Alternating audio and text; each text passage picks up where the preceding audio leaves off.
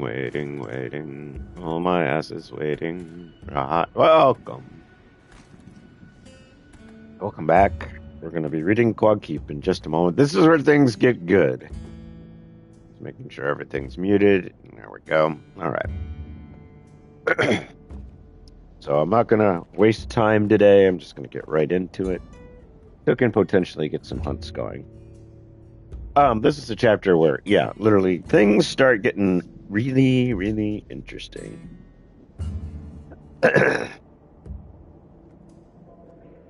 Insofar as I have learned, it is simple enough. The wizard waved his hand, and I do apologize for my throat. There's nothing I can do. Hand in the air, his fingers curved about a slender-stemmed goblet that appeared out of nowhere. You have been imported from your own time and space to exist here as characters out of those games you had delighted in. The why of your coming, it is only half clear to me. It would seem that he, or it, who meddles, seeks thus to tie together our two worlds in some manner. The drawing of you hither may be the first part of such uniting. Take my glasses off because I can read better without them. Nail snorted. All this your wizardry has made plain to you, has it? So we should sit and listen to this? Mista stared at him. Who are you? His voice boomed as had earlier through the smoke. Give me your name. That command carried the crack of an order spoken by one who is entirely sure of himself. The berserker's face flushed. I am... He began hotly, then hesitated, as if that very moment some bemused confused him. I am Nail Fangtooth. Now a little the force was lost in his deep voice. This is the city of Greyhawk, went on the wizard, an almost merciless tone in his voice. Do you agree, Nail Fangtooth? Yes. The heavy body of the berserker shifted on the stool. That seat might suddenly become not the most comfortable perch in the world. Yet, as I have shown you, are you not someone else? Have you no memories of a different place and time? Yes! Nail gave the second agreement with obvious reluctance. Therefore, you are faced with what seems to be two contrary truths. If you are Nail Fangtooth in Greyhawk, how can you also be this other man in another world? Because you are a prisoner of that. His other hand flashed out as he pointed to the bracelet on the berserker's wrist. You, werebore, fighter, are a slave to that. You say we are slaves, Milo cut in as Nail growled and plucked fruitlessly at his bracelet. In what manner and why? In the manner of the game that you chose to play, Hista answered him.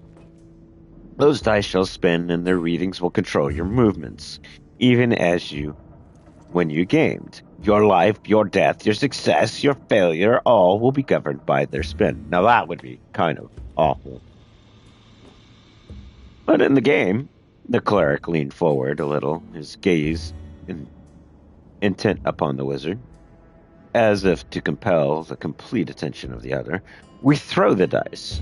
Can we control these so firmly fixed? Hista nodded. That is the first sensible question, he commented. They teach you a bit of logic in those dark, gloomy abbeys of yours, do they not? After all, priest, it is true you cannot strip those bits of metal from your wrists and throw their attachments, leaving to luck or your gods, whichever you believe favor, the result. But you shall have a warning an instant or two before they spin. Then you must use your wits. Though how much of those you can summon, he shot a glance at Nail, and that was anything but complimentary, remains unknown. If you concentrate on the dice when they begin to spin, it is my belief that you will be able to change the score which will follow, though perhaps only by a fraction. Adding bonuses to the rolls. I love this. I love how Alice explains all of this so effortlessly in just literary ease instead of just making it the D&D terms prevalent throughout the whole thing. Milo glanced about the half circle of his unsought companions in this unbelievable venture. Ingrar's face was impassive, his eyes veiled. The elf stared down as if he were not looking outward at all, at the hand resting on his knee, the bracelet just above that. The elf scowled blackly, still pulling at his hand as if strength and will could loose it. Gulf had not moved, and who could read any emotion on a face so alien to humankind? Yvel was not frowning. Her gaze was centered thoughtfully on the wizard. She raised one hand and was running the nail of her thumb along to trace the outline of her lower lip. A gesture Milo guessed she was not even aware she made. Her features were good, and the escaped trees of hair above her sun-browned forehead seemed to give her a kind of natural aliveness that stirred something in him. Though this was certainly neither the time or place to allow his attention to wander in that direction. The cleric had pinched his lips together. Now he shook his head a little more. More in time, Milo decided to his own thoughts than to what the wizard was saying. The bard was the only one who smiled as he caught Milo's wandering eyes. The smile became an open grin, as if he might be hugely enjoying all of this.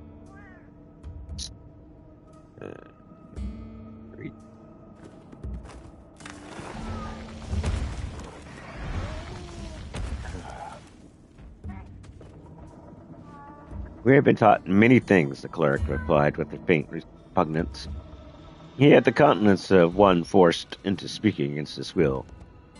We have been taught that mind can control matter. You have your spells, wizard. We have our prayers. He drew forth from the bosom of his robe a round of chain on which dull silver beads were set in patterns of 2 or 3 together.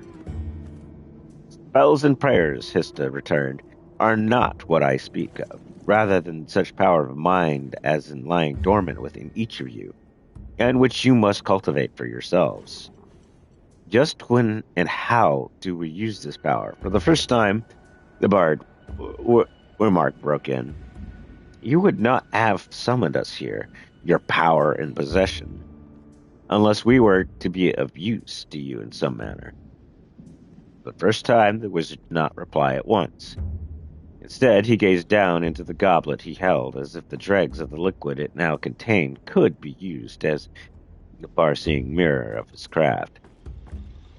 There's only one use for you, he stated dryly after a long moment. That being, Remark persisted, when Hista did not at once continue, you must seek out the source of that which has drawn you hither and destroy it, if you can. For what reason? Say that you find it alarming, Wermack wanted to know. Alarming? Hista echoed. Now his voice once more held arrogance. I tell you this alien being strives to bring together our 2 worlds. For what purpose he desires that, I cannot say. But should they coincide? Yes, what will happen then? Ingrid took up the questioning. His compelling elf stare unleashed at the wizard as he might have aimed one as of the deadly arrows of his race. His blinked. That I cannot tell. No, Yvel broke in. With all your powers, you cannot foresee that which will come then? He flashed a quelling look at the girl. But she met that as she might a sword in the hands of a known enemy. Such has never happened in all the records known to me. But that it will be far more evil than the worst foray which chaos has directed, that I can answer to. There was complete truth in that statement, Milo thought. I believe something else, wizard, Deve Dine commented dryly. I think that even as you had brought us here, you have wrought what shall bind us to your will. We having no choice in the matter. Though his eyes were on the wizard, his hands were busy slipping the beads of his prayer string between his fingers. Ingrid, not their captor host, replied to that. Geas, then, he said in a soft voice, but a voice that carried chill. Ista made no attempt to deny the accusation. Geas, yes. Do you doubt that I would do everything within my power to make sure you seek out the source of this contamination and destroy it? Destroy it? Wermac took up the challenge now. Look at us, wizard. Here stands an oddly mixed company and perhaps a few minor arts, spells, and skills. We are not adepts. You are not of this world, interrupted. Therefore, you are an irritant here. To pit you against another irritant is the only possible move. And remember this. Only he, or it, who brought you here knows the way by which you may return. Also, it is not this world only that is menaced. You pride yourself upon your imaginations used to play your game of risk and fortune. Use that imagination now. Would Greyhawk, would all the lands known to us be the same if they were imagined within your own space-time? And how would your space-time suffer? See, here it is. This is why I love Alice Norton so much. This is her meta world building right here at its freaking best. And this, if you can't tell, this is the Dungeons and Dragons cartoon inspiration right here. Everything here led to that cartoon. Distinctly a point, the bard admitted, save that we may not have the self-sacrificing temperament to rush forth to save our world. What I remember of it, which seems to grow less by the second, oddly enough, does not awaken me great ardor to fight for it. Tell me about it. Fight for yourself, then, snapped the wizard. In the end, with most men, it comes to self-preservation. Not for me, because I'm already... you are committed, anyway, to action under the Geas. He arose, his robes swirling about him. What monster is interrupting me? Because I'm about to be rude to him. Here.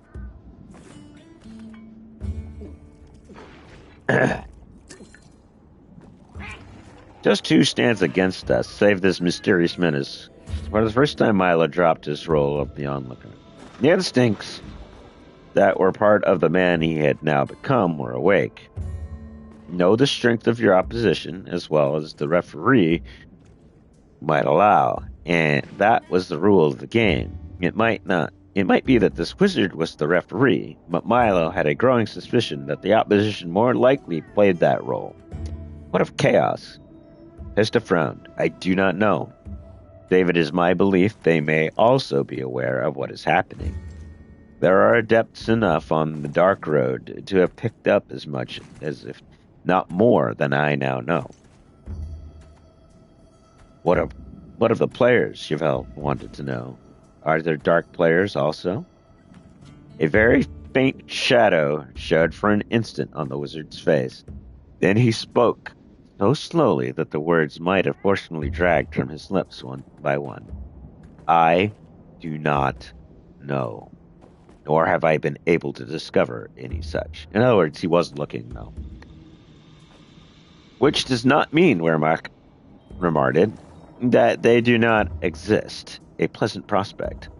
All you can give us is some slight assurance that we may learn to control the role of these. He shook his hands a little so that the dice trembled on their gimbals, but did not move. To our advantage. It is wrong, Nail's deep voice rang out. You have laid a Geas on us, wizard. Therefore give us what assistance you can by the rule of law, which you purport to follow. That is our right to claim. For a moment, Hista glared back at the berserker as if the other's defiant speech offered insult. Visibly, he mastered a first temper-born response. I cannot tell you much, berserker. Yes, have I learned what I have learned is at your service now. He arose and went to one of the tables on which were piled helter-skelter the ancient books of scrolls. Among these he had a quick search until he located a strip of parchment perhaps a yard long that he flipped open to drop upon the floor before their half circles of stools. It was clearly a sketchy map, as Milo began to recognize by the queer mixture of two memories to which he privately wondered if he would ever become accustomed. To the north lay the Grand Duchy of Ernst, for Greyhawk was clearly marked, nearly at the edge of the sheet to his right. Beyond that swelled the great kingdom of Blackmoor. To the left or west were mountains, scattered in broken chains, dividing smaller kingdoms, one of the other. Rivers fed by tributaries formed boundaries for many of these. This cluster of nations ended in such unknown territories as the dry steppes, which only the nomad raiders of Lar dared venture out upon. The few watering places therein began being hereditary possessions of those clans. Farther south was the awesome Sea of Dust, from which it was said no expedition, no matter how well equipped, had ever returned, though there were legends concerning its lost and buried ships, and the treasures that still might exist within their petrified cargo holds.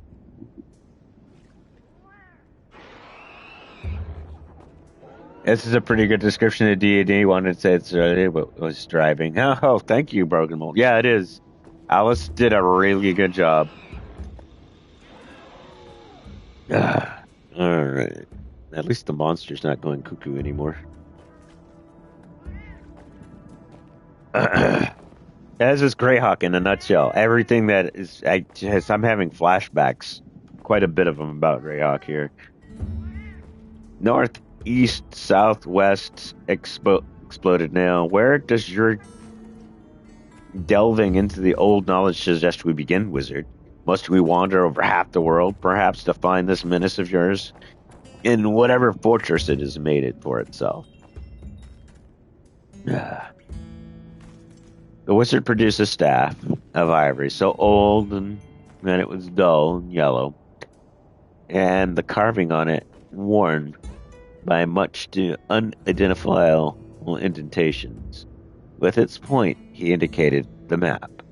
And it's great, because one of my players, without even realizing it when I was testing them in my world, created an ivory staff.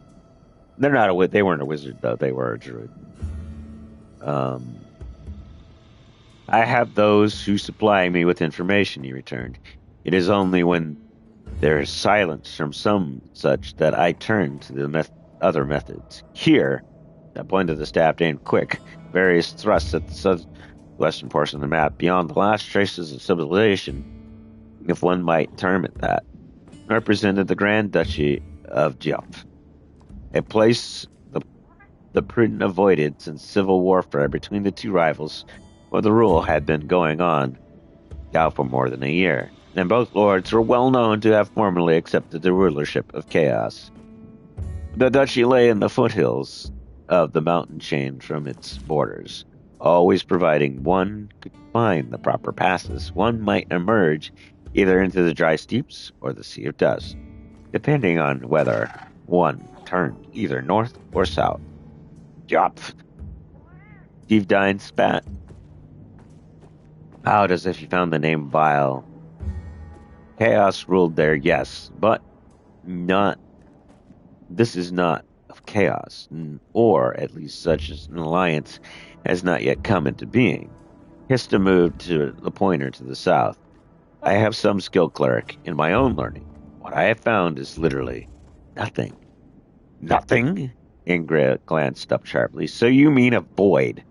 Gale's nostrils expanded as if like an animal of the woods. His people knew better than Hista might know his spells. He scented something. Yes, nothing. My seeking meet with only befogged nothingness. The enemy has screens and protections, then answer with a barrier not even a Geas-burdened demon of the 4th level can penetrate. This is brilliant.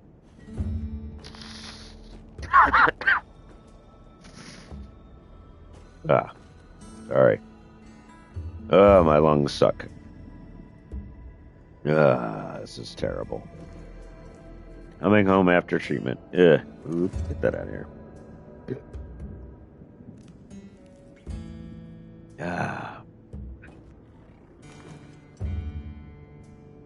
Dean spun his chain of prayer beads more swiftly, muttering as he did so.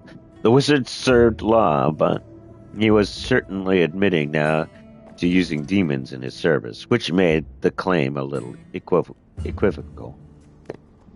Hesta was swift to catch the cleric's reaction and shrugged as he replied, "Any time of stress, one uses the weapon to hand the best weapon for the battle that one can produce. Is that not so? Yes, I have called upon certain ones whose very breath is a pollution in this room, because I feared. Do you not understand?" He thumped the point of his staff on the map. "I feared. That which is native to this world I can understand. This menace I cannot. All not knowing brings with it an aura of fear. The thing you seek was a little careless at first. The unknown powers it called upon troubled the ways of the great knowledge enough for me to learn what I have told you. But when I was searching for it, defenses had been erected. I think, though, this is supposition only, that it did not expect to find those here who could detect its influences. I have been but recently come into possession of certain scrolls, rumored to have once been in the hands of Angradan." There was an exclamation from both the elf and the cleric at the name. "1,000 years gone," Deepdine spoke as he doubted such a find. Now, you're going to find out about this in a minute, but just know that name. Hesta nodded, more or less. "I know not if these came directly from Akash, left by the mightiest of the northern depths, but they are indeed redolent of power, and taking such precautions as I might, I used one of the formulas. The result," his rod stabbed again on the map, "being that I learned what I learned. Now this much I can tell you. There's a barrier existing somewhere here, in or about the Sea of Dust." I hate the Sea of Dust. I really do. I lost 2 characters in there. For the first time, the lizard man croaked out barely understandable words in the common tongue. "Desert. A desert ready to swallow any venturing into it." His expression could not change, but there was a certain tone in his croaking which suggested that he repudiated any plan that would send them into that fatal trackless wilderness. Hesta frowned at the map. "We cannot be sure. There is only one who might hold the answer. For these mountains are his fortress and his range. Whether he will treat with you, that will depend upon your skill of persuasion. I speak of Lichis, the golden dragon." Oh. Memory. The new memory supplied Milo with identification. Dragons could be of chaos. Such ones hunted men as men hunt a deer or a forest boar. But Lichis, who was known to have supported law during thousands of years of such struggles, for the dragons were long-lived of all creatures, must have a command of the history that had become only thin legend as far as men were concerned. He was, in fact, the great lord of his kind, though he was seldom seen now and had not for years taken any part in the struggles that swept this world. Perhaps the doings of lesser beings, or the most human kind, would seem to him, had come to bore him. Wermac hummed, and Milo caught a fragment of the tune, the harrowing of Iron Nose, a saga or legend of men who once might have been true history of a world crumbled now into dust and complete forgetfulness. Iron Nose was the great demon called into being by early adepts of chaos, laboring for half a lifetime together. He was intended to break the law forever. It was Lichis who roused and did battle. The battle had raged from Blackmoor, out over the Great Bay, down to the wild coast, ending in a steaming, boiling sea from which only Lichis had emerged. I have a funny character in mind, a high charisma druid with a charlatan background. I haven't gotten to play it, but when my friend asked what that would look like, and I showed him an ad for an Alpha Brain supplement. I don't know if you're aware. That sounds great, actually. A charisma druid would actually be pretty good. Then they could have any animal help them out. Literally. That would be awesome. Oh, I need to have her read.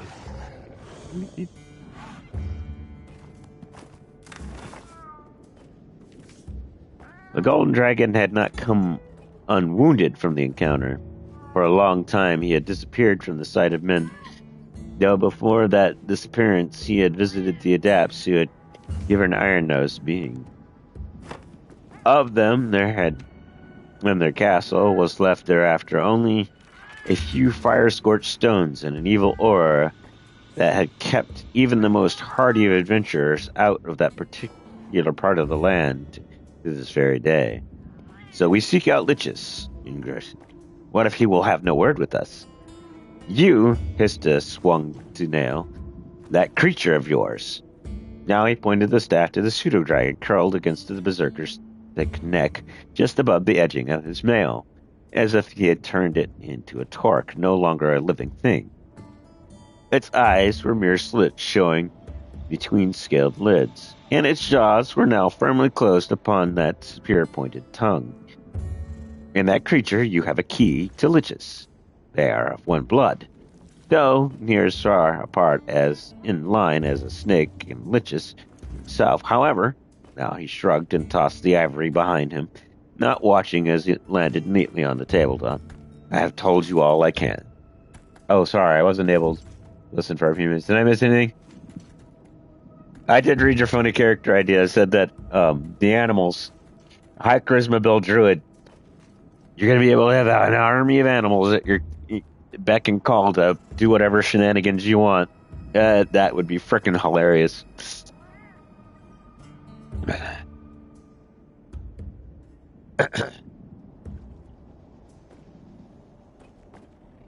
Okay.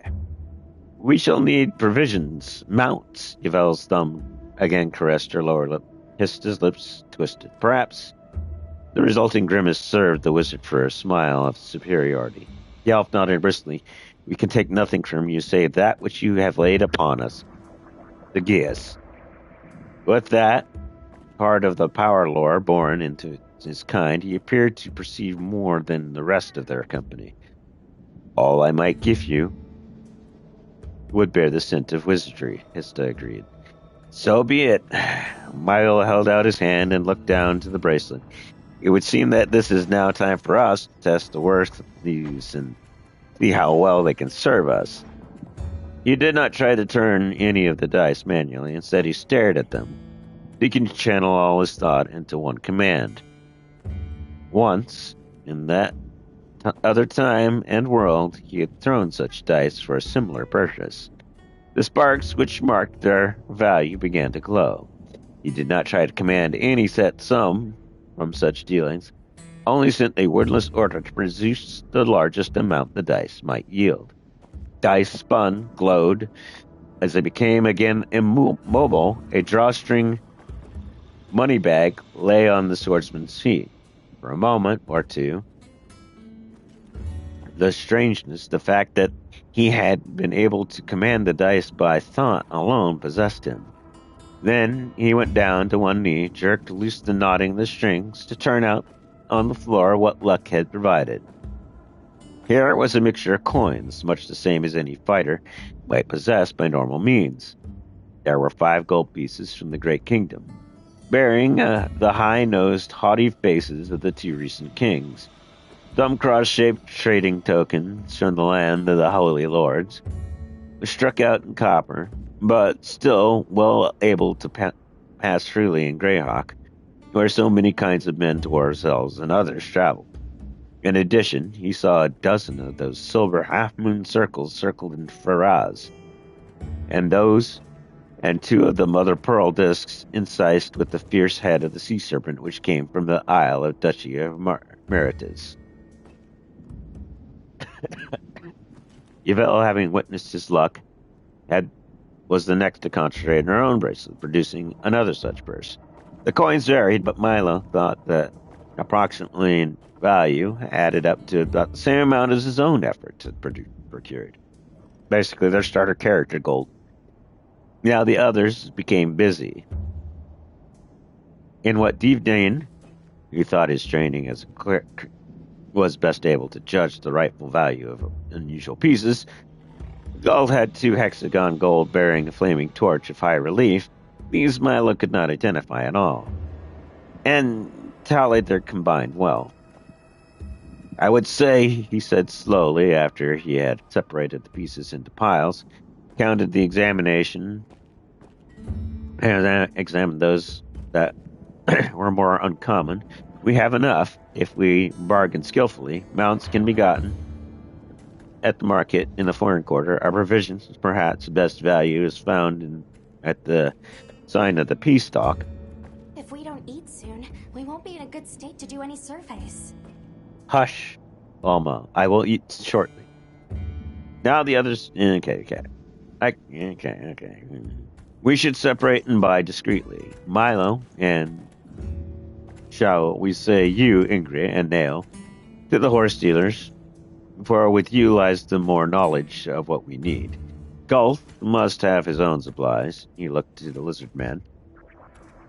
Have you an idea where to go?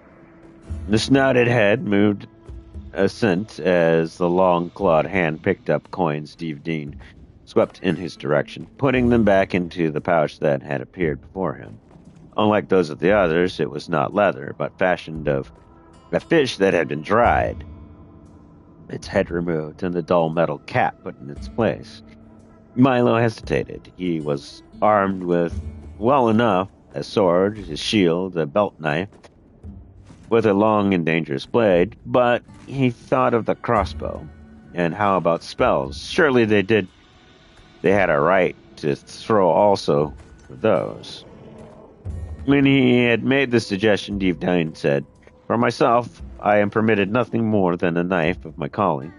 But for the rest of you..." Again, Milo was the first to try. He concentrated on the bracelet,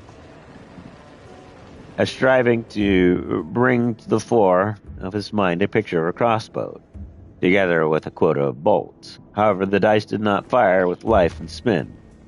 One after another, saving only Rimrick and Divdine, the bard, apparently already satisfied with what they had, they tried to gain, and gained nothing.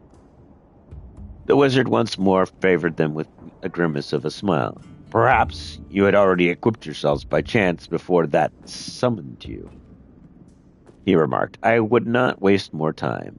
By daylight, it would be well for you to be out of Greyhawk. We do not know what watch Chaos might have kept on the towers tonight, nor the relation of the Dark Ones to our enemy." "Our enemy," snorted Nail, swinging around to turn his back on the wizard with a certain measure of scorn. "Men under Geas have one enemy already, wizard. You have made us your weapons. I would take care. Weapons have been known to turn against those who use them." He strode toward the door without looking back. His mighty shoulders, with the boar helm riding above, expressed more than his words. Nail Fangtooth was plainly beset by such a temper as made his kind deadly enemies. And that's Chapter 3 of Quag Keep. I'll be back tomorrow with Chapter 4, as this starts to kick up in the direction everybody's waiting for it to go. I can say questions were asked, and those are the questions you need to pay attention to. And I love the fact that they did that. So if you're watching on YouTube, I will see you all in the near future for the next chapter. If you're watching on Twitch, I'm going to do some hunting here for a little bit. I mark down the time, 35. All right. All right.